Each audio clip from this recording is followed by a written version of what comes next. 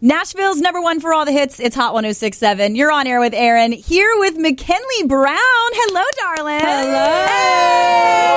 Hey.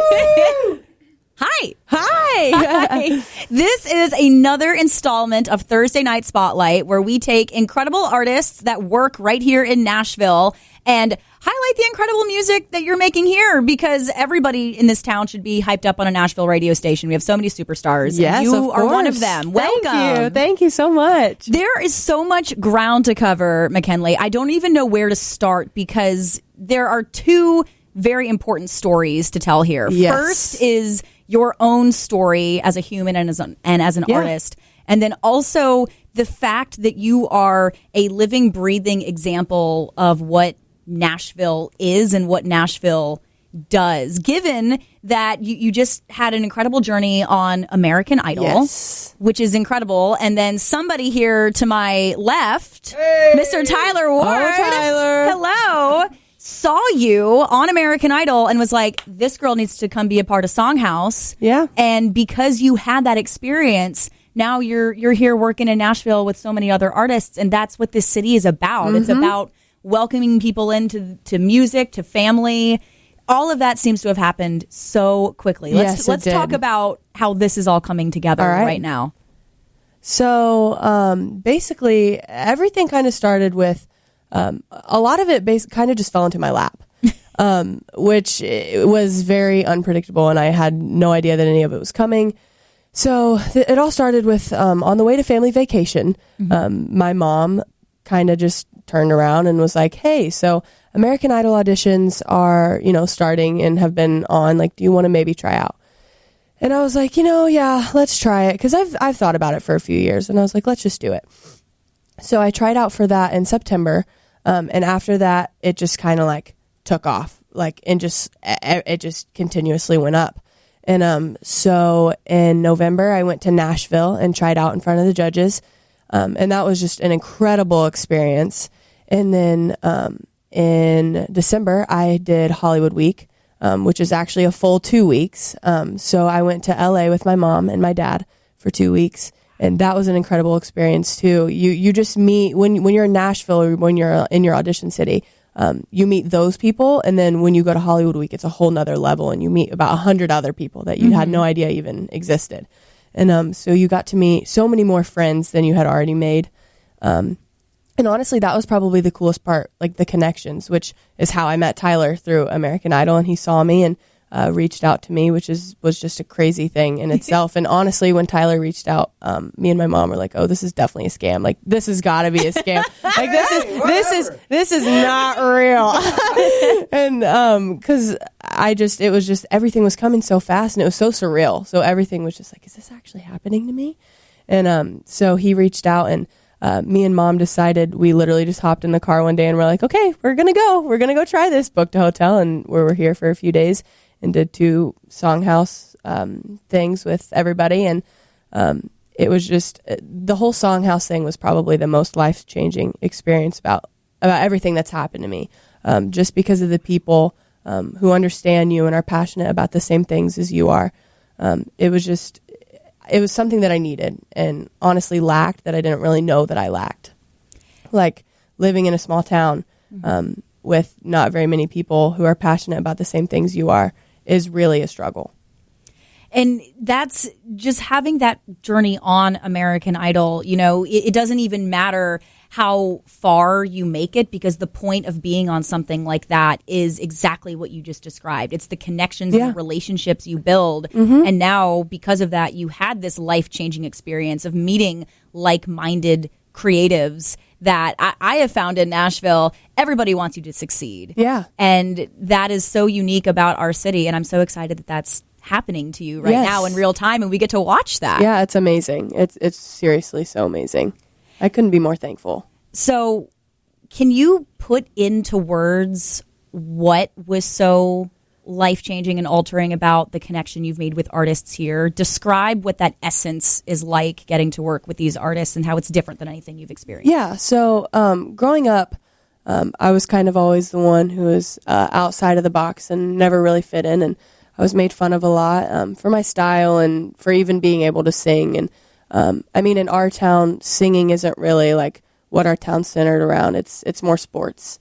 And so it's like singing kind of always got pushed to the side. Not really intentionally, but it just did. And nobody really stepped out of that box yet. And so once I finally did, and I finally got to that point, meeting everybody, it was just, I just felt so understood, honestly. Like whenever I finally came here and like walked into the loft, the Songhouse room, and it was just like, it was the most overwhelming feeling in the best way. It's honestly just so much love and support, not in a different way than like my hometown, like, cause they've given so much love and support too, but there's a different level of understanding when you're with people who are working towards the same goal as you. And it's so loving, and the whole community is just amazing. Now, what is remarkable about you is how much you've already overcome and how you've turned your journey so far into something so beautiful and into these new connections, particularly the journey you spoke about on American Idol, how you overcame your eating disorder that was caused by just awful bullying, something that none of us ever want to imagine. And something that Katy Perry said in your audition that stuck out is that now the house is built correctly because you've overcome that.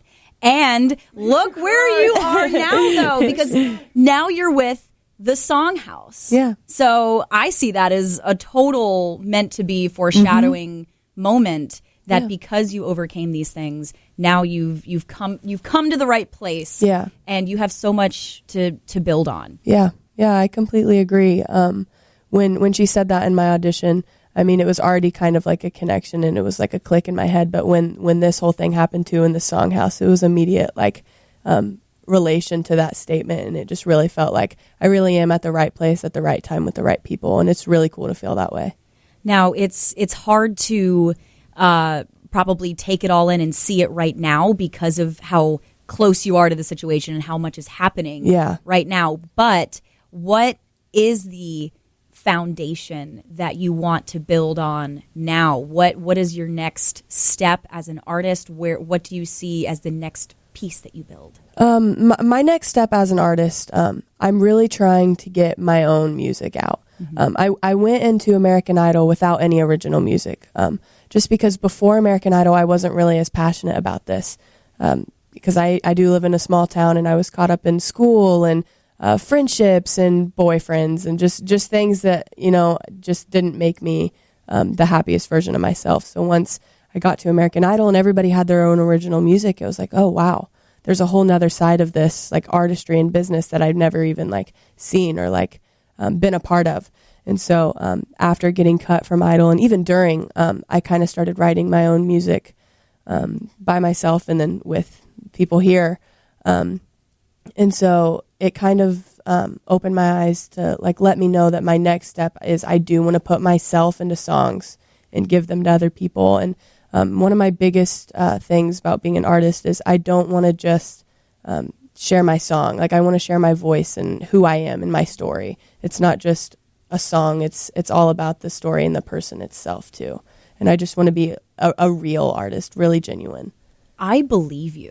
I believe you. Oh my gosh. Thanks. And I am the first person to say that somebody's age doesn't affect anything. It's you are who you are regardless of any of that. But you are a teenager. So let's take a minute to think about, you have enough going on regardless of traveling, regardless of becoming the superstar that you are. Going in with no original music is not something to be concerned about or anything. Yeah, because you're so talented. Thank you so much. So let's talk about that original music a little bit now. You have Good, Bad, Better coming out with the Songhouse that we're about to hear on Hot 106.7. Yes. Tell us about that song, how it came to be. After writing the song Good, Bad, Better with Gabe, Leah, and Katy, that was the first song that I had written with Songhouse where I wasn't like blank staring at a wall because I was so deathly scared. So before that, right, I wrote with TJ, Gabe, and Rin, and I just like TJ had to keep going like, hey, do you like that? Like, do you like what we're saying? And I was just like, yeah. And that's all I would give him. Like, I think was the only thing I said. And my mom was in the room too, and she was like, McKinley, you have to speak. You have to say something. Aww. And she was like kicking my chair.